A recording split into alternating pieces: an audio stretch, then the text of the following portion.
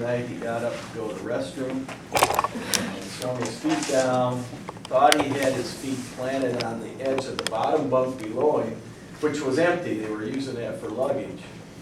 But his feet swung in, and so then his head just started coming around, probably from about 4 feet up. And in the middle of the night, he hit the floor with a thud, broke his wrist, and went to the hospital the next day. And in Guyana, they took an x-ray, they knew his wrist was broken, but they couldn't find any plaster of Paris in the entire country to make a cast. I mean, it's unheard of for us. You know, the poverty that exists outside of the United States is unheard of.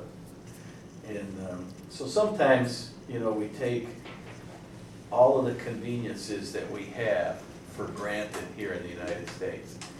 And if you get a chance to go to a third or a developing country or a third world country, it will really help you to appreciate what we have here in the United States. And we still complain. You know, we complain about the president, we complain about the Congress, we complain about taxes, right? We're still gonna do that. But when you get an opportunity to see what other people in the world have to put up with, it's pretty neat. It's a good challenge. Anyway, the only other close call was we had these trusses that weighed about 1,000 pounds after we built them. We had 31 trusses that had to go up on the roof, and it was my job. We rented a crane and an operator to load them up, and it was my job to hook them up on the ground and send them up to the guys on the roof. And the first or second one, I guess we had 4 up, and then the 5th one was the first of the largest trusses. And when the crane operator had lifted it off the pile, I was standing in the wrong spot, and it came swinging from the wall and pinned me up against another stack of trusses. And I could remember after I got hit, I cut the back of my wrist, and I thought, it was the same day the other guy broke his wrist. And I'm thinking, how stupid could this be, you know, to get smashed by a truss. But good Lord was kind to me. I just had a cut. It was a minor cut. And the old guy that was helping me at the time is soon to be 82. So old guys can still go on mission trips and help other countries. And he just, I mean, I thought tears were going to come to his eyes. He said, I didn't think you'd crawl out of there. So, but anyway, we finished up, came back home.